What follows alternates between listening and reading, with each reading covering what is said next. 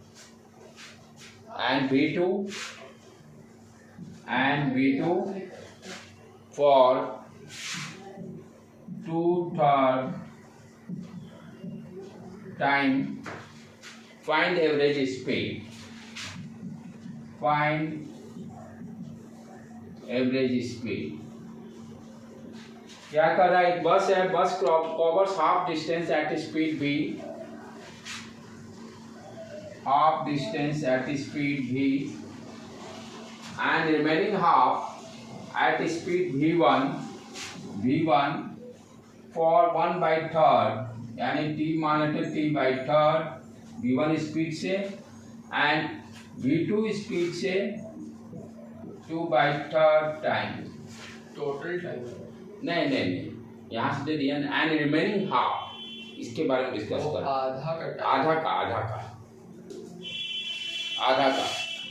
आधा का कर रहा है। A bus covers half distance at v speed, remaining half at speed v1 for 1/3 of time। मान लेते हैं ये टाइम, ये d डिस्टेंस ट्रेवल किया, टाइम t लग गया। Write the formula again. Average speed equal to total distance td upon total time. Total distance upon total time. ठीक है, टोटल डिस्टेंस कितना हो गया? डी पहले लिख दीजिए। टोटल टाइम कैलकुलेट करना है। ये टाइम कितना हो गया? D upon v. और यहाँ पर टोटल टाइम, यहाँ पर टाइम कितना लगा? तो 2d plus divided by d plus b, और इधर मान लेते t टाइम लगा। अब लेकिन t के टर्म में नहीं एक्सप्रेस करना, हम लोग v1 और d के टर्म में एक्सप्रेस करना। ये क्या कर रहा है? एक चीज इंफॉर्मेशन है कि v1 स्पीड से इतना टाइम गया, तो डिस्टेंस कितना ये ट्रेवल करेगा? d1 मान लेते हैं, d1 equal to v1 into t/3 और d2 इंटू 2/3 t, दोनों को सम करेंगे वो d देगा। ये कितना आ गया? d1 प्लस d2 d हो गया, और v1 t/3 v2 2v2 t/3। Right बेटे? यहां से टाइम कितना निकल जाएगा? दोनों को सम कर दें, ये 3, ये v1t plus 2v2t, t common निकाल लेते हैं, तो v1 plus 2v1 v2 divided by t, यहाँ रख देंगे, वैल्यू काम खत्म अपना। 2d d upon b plus time equal to 3d divided by v1 plus 2v2। इसका मतलब सॉल्व कर देना। That's all.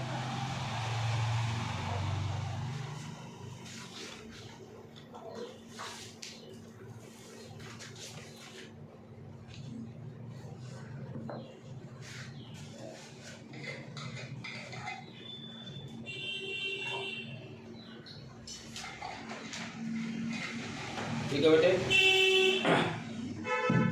तो अपना डिस्टेंस हो गया, डिस्प्लेसमेंट हो गया, एवरेज स्पीड हो गया, एवरेज वेलोसिटी हो गया।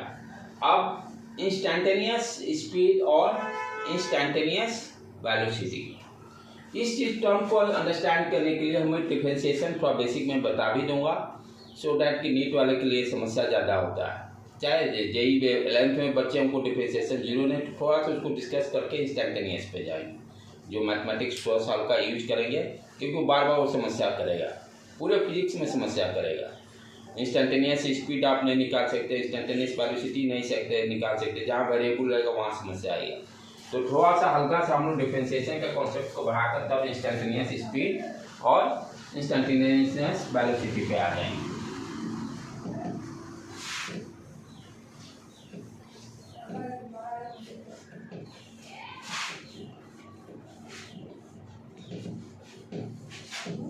और जब तक डिफरेंशिएशन जो नहीं पढ़ रहे हैं तब तक इसको अपना याद करके रखेंगे कि हमेशा इसकी जरूरत पड़ेगी। फर्स्ट इम्पोर्टेंट चीज़ क्या है कि स्लोप बच्चों को बहुत समस्या होती है। फिजिक्स में हर जगह स्लोप की ज़रूरत पड़ती है। और तो जैसे मान लो स्लोप अंडरस्टैंड करना है, क्लास 10 में आप डिस्टेंस फार्मूला पे भी वहाँ भी स्लोप स्टडी किए हैं। जैसे दो कोऑर्डिनेट्स दिया रहता है x1 y1 x2 y2 और find the slope. Find the slope दो कोऑर्डिनेट जो क्लास 10 में पढ़ना है डिस्टेंस फार्मूला वाला में, वहाँ स्लोप से राइटली निकालना है। तो स्लोप वहाँ पे जो हम लोग क्या पढ़ते हैं, स्लोप इक्वल टू, स्लोप है क्या बेसिकली कोई भी लाइन का क्या इंक्लाइनेशन है with respect to x axis, कोई भी लाइन का कितना इंक्लाइनेशन है। अब जैसे ये लाइन है, इस लाइन का एक्स एक्सिस के रेस्पेक्ट में कितना इंक्लाइनेशन है, ये angle theta, that is called slope. जैसे गांव सब में चाहे सीढ़ी है, आप करते हो ना सीढ़ी पे चढ़ते हो तो जो खड़ा रहता है करते हो बहुत स्लोप इसका शार्प है। बहुत सा सीढ़ी जो नॉर्मल रहता है इसका स्लोप ठीक है, पैर पे चढ़ने के लिए आराम है। जो खड़ा रहता है उसको बहुत, जैसे पहाड़ वहाड़ पर चढ़ने में बहुत मुश्किल हो जाता है, तो वहाँ पर उसका क्या है, ढलान बहुत शार्प है। तो शार्प होने का मतलब कि एक्स एक्सिस ग्राउंड के रिस्पेक्ट में उसका एंगल ज़्यादा है, ग्राउंड के लेवल में। जैसे ये देखिए, ये स्लोप जीरो, कोई ढलान नहीं। अब इसी हाथ को मैं ऊपर घुमाते जा रहा हूँ, यहाँ से एक्स एक्सिस से जो एंगल बढ़ते जा रहा है, अब इसका स्लोप इंक्रीज करते जा रहा है, ढलान बढ़ते जा रहा है, ढलान बढ़ते जा रहा है, ढलान बढ़ते जा रहा है, ढलान बढ़ते गया, स्लोप इंक्रीज करते गया, ढलान बढ़ते गया, स्लोप इंक्रीज करते गया, इंक्रीज करते गया। अब यहाँ पर स्लोप क्या हो गया, इन्फिनिटी। टाइम एंगल के टर्म में देखेंगे तो 90 डिग्री और वैल्यू के टर्म में देखेंगे तो हम इन्फिनिटी बोलेंगे। तो ये एंगल कैसे फाइंड आउट करेंगे, कोई भी राइट एंगल ट्रायंगल है, जैसे कोई भी राइट एंगल ट्रायंगल है, अब ये थीटा निकालना तो हम क्या जानते हैं, परपेंडिकुलर अपॉन बेस, यही टाइम थीटा होता है, परपेंडिकुलर अपॉन बेस। और अब कोऑर्डिनेट का फॉर्म में दिया हुआ, तो ये कोऑर्डिनेट, ये डिस्टेंस कितना होगा, ये ध्यान से देखो बेटे, ये है y2, ये कितना है y1, तो ये डिस्टेंस कितना होगा y2 माइनस y1। यहाँ से ऑरिजिन के रेस्पेक्ट में देखिए, तो ये हो गया y2, ये डिस्टेंस y1, हमें ये निकालना, यही है ना परपेंडिकुलर p अपॉन बेस। ये डिस्टेंस कितना हो जाएगा y2 माइनस y1। उसी तरह से x एक्सिस के लिए देखिए, ये कोऑर्डिनेट है आपका x1, ये कोऑर्डिनेट है x2, बेस कितना हो जाएगा, ये distance x2 minus x1, x2 minus x1। तो यहाँ पर परपेंडिकुलर कितना हो गया, y2 minus y1, x2 minus x1, base x2 minus x1। इसीलिए हम लोग स्लोप क्या बोलते हैं, y कोऑर्डिनेट का डिफरेंस अपॉन x कोऑर्डिनेट का डिफरेंस। स्लोप है क्या basically tan theta, tan theta, ठीक है।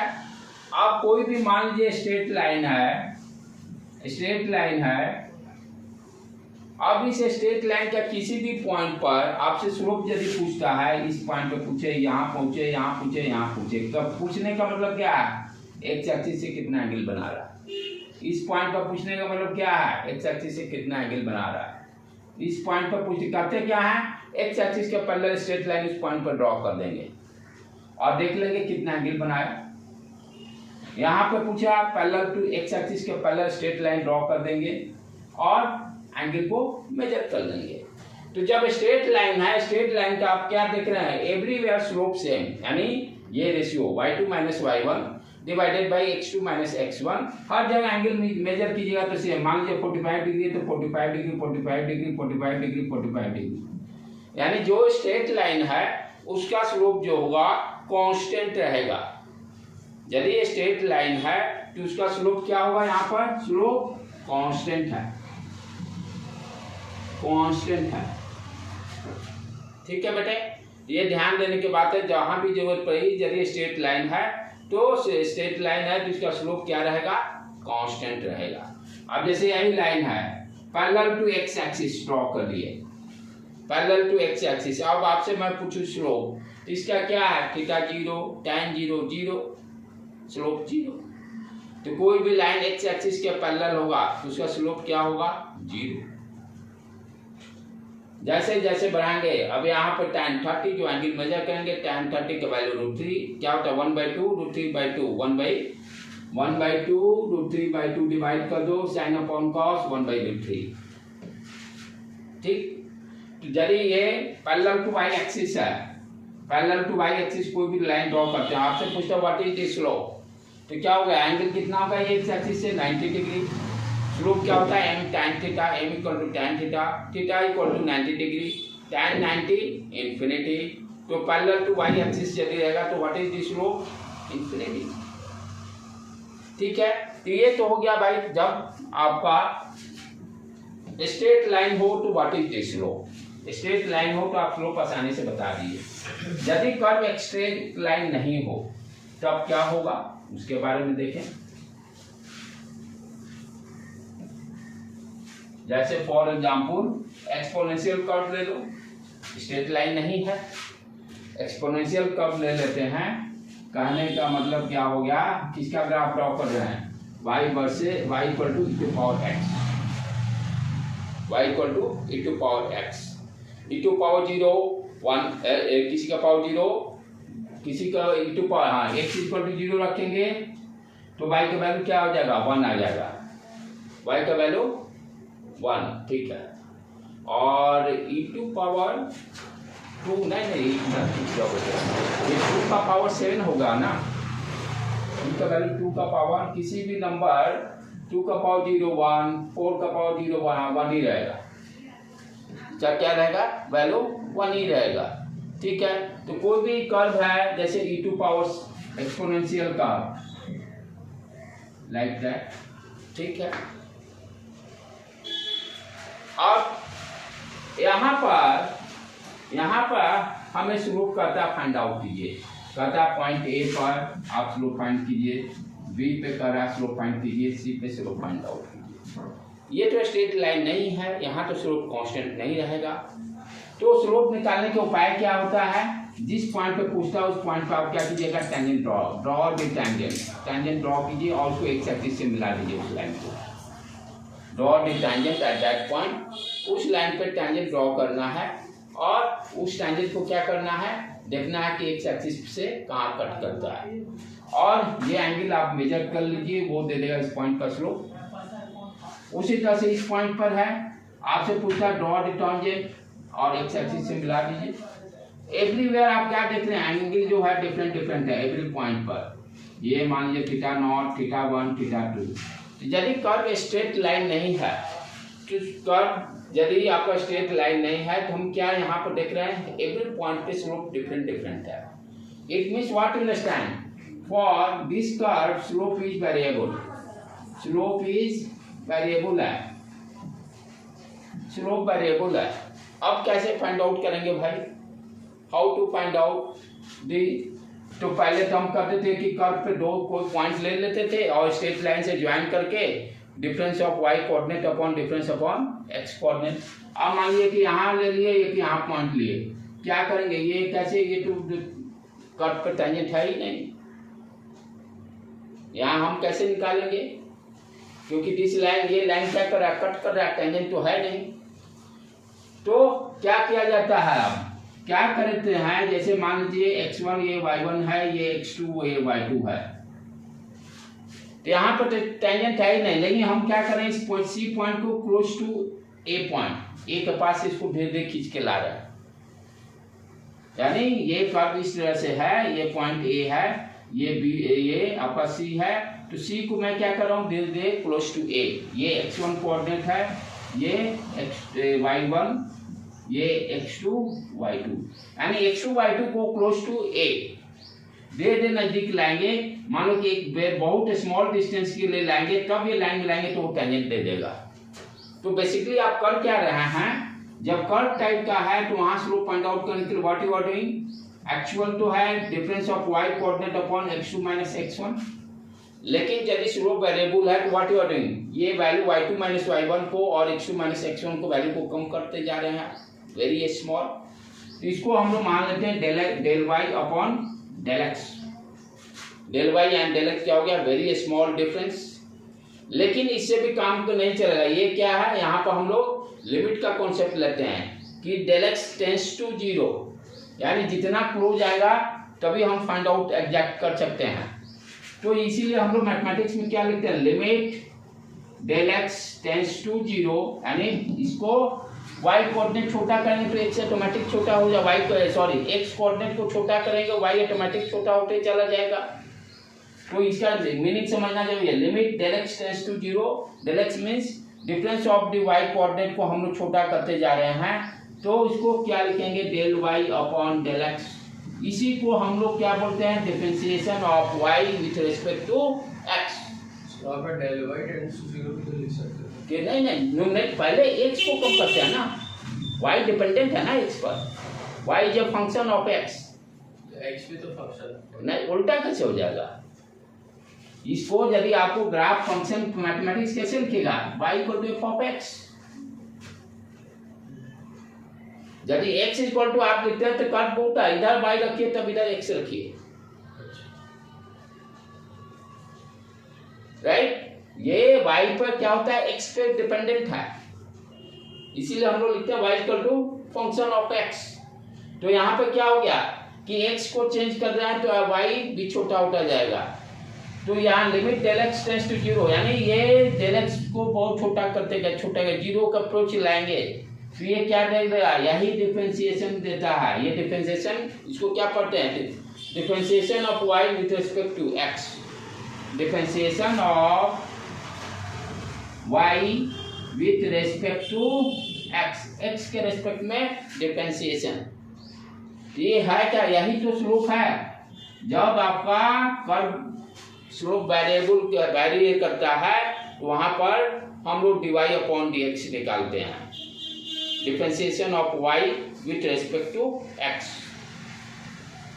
और वी कैन से इसको और क्या बोल सकते हैं, rate of change of y with respect to x।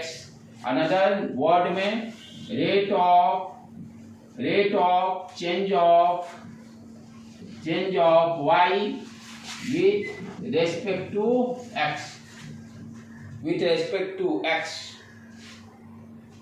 Rate of change of, rate का मतलब किस रेट से चेंज हो रहा है, जहां भी रेशियो टर्म आ जाता है रेट वर्ड यूज कर लेते हैं। तो rate of change of y with respect to x, rate of change of y with respect to x, और इसी को differentiation of y with respect to x हम लोग बोलते हैं। ठीक है बेटे, तो ये डिफरेंशिएशन कैसे आया इस चीज को अंडरस्टैंड करना है। जहां पर कर्व टाइप का रहेगा ग्राफ, वहां पर आपका स्लोप वैरी करेगा, तो हमें क्या करना पड़ेगा भाई, rate of change of y with respect to x निकालना पड़ेगा, उस पॉइंट का स्लोप।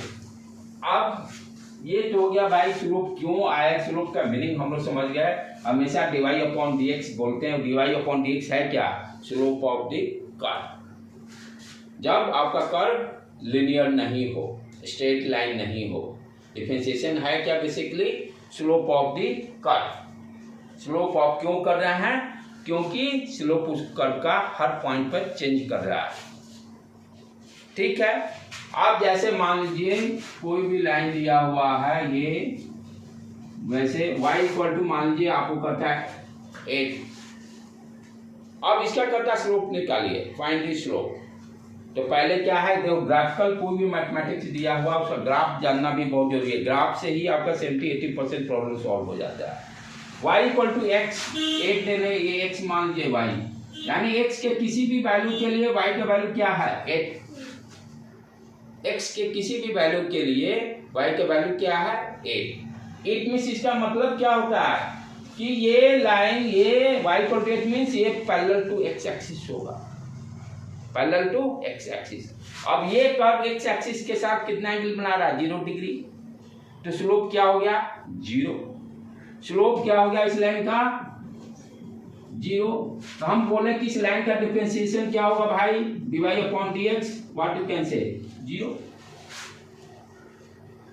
इसीलिए हम लोग कहते हैं कांस्टेंट टर्म का डिफरेंशिएशन 0 होता है, क्योंकि वो कांस्टेंट टर्म को जब ग्राफ पे ड्रॉ करेंगे तो वो पैरेलल टू x एक्सिस रहेगा और उसका स्लोप 0 रहेगा। कोई भी line parallel to x axis आप ड्रॉ कीजिएगा तो उसका स्लोप क्या होगा 0 होगा। इसीलिए किसी भी कांस्टेंट टर्म का डिफरेंशिएशन 0 होता है। That is your first formula differentiation का। किसी भी कांस्टेंट लाइन का डिफरेंशिएशन 0 होता है।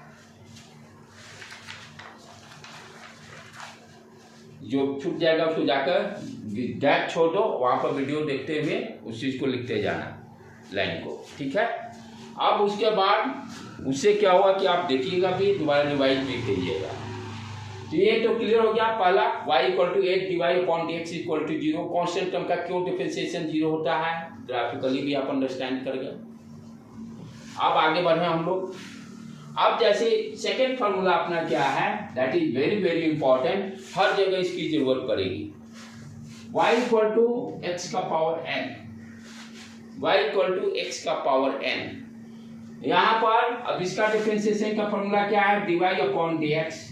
जो पावर में है उसको यहाँ पहले लिख लेंगे, बाहर निकाल लेंगे पावर से, और इस x को पावर को एक कम कर देंगे, दैट्स ऑल। n क्या हो गया, इंटीजर हो गया, राइट। तो dy/dx = पावर जो होगा पहले इसको बाहर निकाल लेंगे, इनटू x पावर से जो भी वैल्यू दिया रहेगा उससे एक कम कर देंगे। अब जैसे मान लो फॉर एग्जाम्पल x³ दिया हुआ है, यहाँ पर n का वैल्यू 3 है। अब इसका देखिए ये स्ट्रेट लाइन कर्व होगा नहीं, इसीलिए इसका डिफरेंशिएशन करना पड़ेगा। अब देखिए y = 8 कांस्टेंट है, देखते ही बता देंगे। y = x, ग्राफ ड्रॉ कीजिएगा, ये देखिए स्ट्रेट लाइन। अब अभी पढ़े स्टार्टिंग में ये स्ट्रेट लाइन का स्लोप कांस्टेंट होता है, स्ट्रेट लाइन का स्लोप कांस्टेंट रहेगा। अब इसको आप डिफरेंशिएट कीजिएगा, dy/dx 1, देखिए 1 कांस्टेंट है।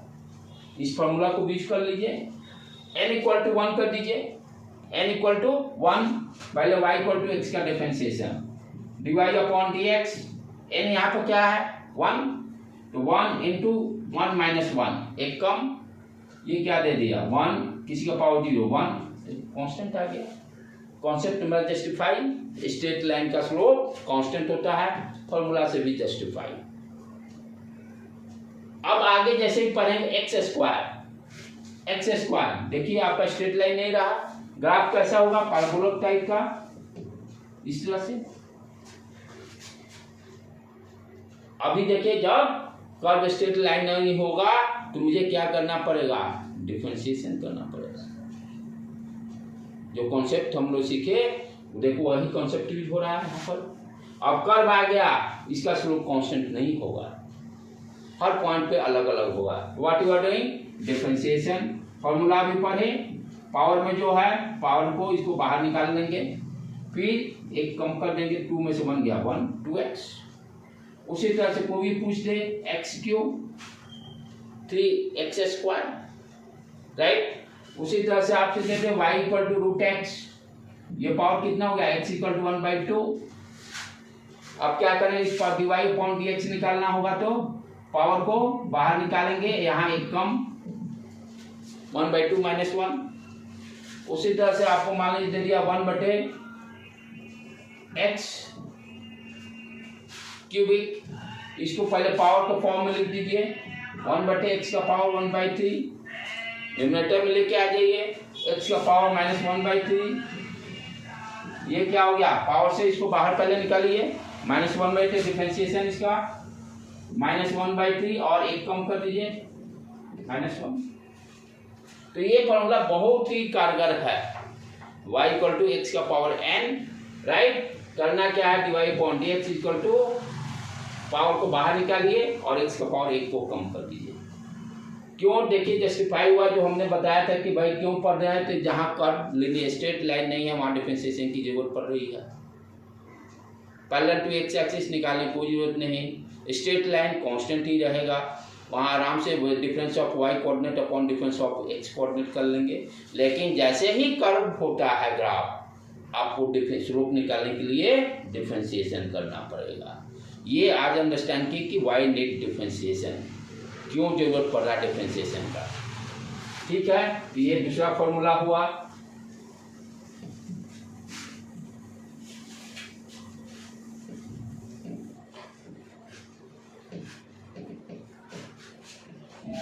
अब उसी तरह से मान लीजिए y = 6x² दे दिया, ठीक है। इसका क्या करेंगे, 6 को एज इट इज रहने देंगे, कांस्टेंट टर्म को कोई छेड़छाड़ नहीं, इनटू ये पावर है, पावर को लेके आ गए, पहले बाहर निकाले और 1 कम कर दिए, 2 - 1, 6 दूनी 12, 12x, राइट बेटे। Third formula y equal to e to power x, exponential का पावर x से जल्दी रहेगा, same differentiation dy upon dx, ये क्या हो जाएगा e to power x, e to power x, ठीक है।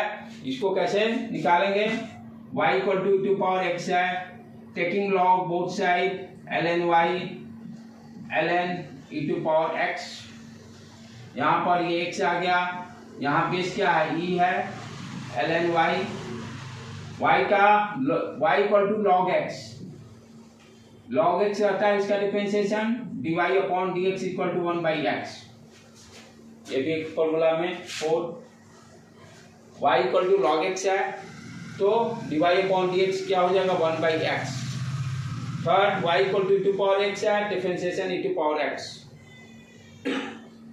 उसी तरह से फिर y equal to a to power x, यानी 2 का पावर x, 4 का पावर x, लाइक दैट, इस तरह से दिया रहे तो क्या कीजिएगा आप, taking log both side, log y, ये x इधर आ गया, log a, अब इस log y का डिफरेंशिएशन हम लोग जानते हैं 1/y dy अपॉन dx, क्योंकि इस फॉर्मूला को यूज करेंगे, y equal to log x का differentiation dy upon dx equal to 1/x। अब यहाँ पर x हो गया, ये कांस्टेंट टर्म है x का 1, log y log a, यहाँ से कितना आ गया dy upon dx equal to y log a, और y का वैल्यू क्या है a का पावर x log y।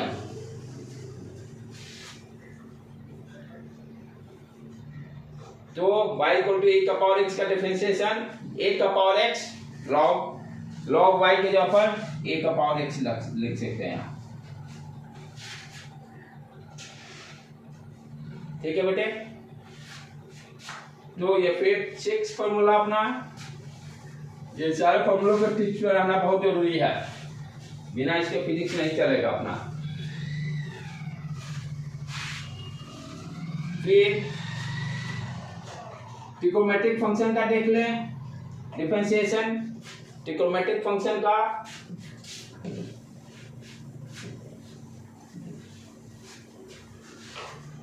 जैसे y equal to sine x, यहाँ पर इधर डिफरेंशिएशन लिखते जा रहे हैं, dy upon dx, sine x का cos x, y equal to cos x है तो dy upon dx minus sine x, फिर y equal to tan x, differentiation sec square x, y equal to tan x के बाद, उसके बाद हम लोग ले लें cot x minus cos x square x, फिर y equal to sec x, तो sec x में नहीं थे, उसमें cos x में जाएगा, sec x into tan x minus sine का मैं टिप्स बताता हूँ कहाँ पे लगाना है। उसके बाद माइनस ये cot x, ये cosec x, cosec into cot x, ये ट्रिगोनोमेट्रिक फंक्शन का डिफरेंशिएशन हो गया। y equal to sine x है तो cos x, y equal to cos x minus sine x, y tan x sec x square x, अब हाँ यहाँ minus sign. अब देखो माइनस को कैसे याद रखेंगे, लिख लो पहले, जहां पर डिफरेंशिएशन में CO होगा, ध्यान से देखो टिप्स, कहां पर माइनस होगा उसको, ठीक, जहां पर CO होगा वहां माइनस लगा देंगे, बस कोई टेंशन ही नहीं लेने का, माइनस याद करें, जहां जहां CO सब जगह माइनस, बाकी सारे जगह प्लस, ठीक है बेटे। तो ये सारे फॉर्मूले हैं, असाइनमेंट आपको इसका मिल जा रहा है, इसको जो तुम बेटे इसको जाके करके कल लाना होगा, और सारे नोट्स को ये सारे फॉर्मूलों को लिख लेना है।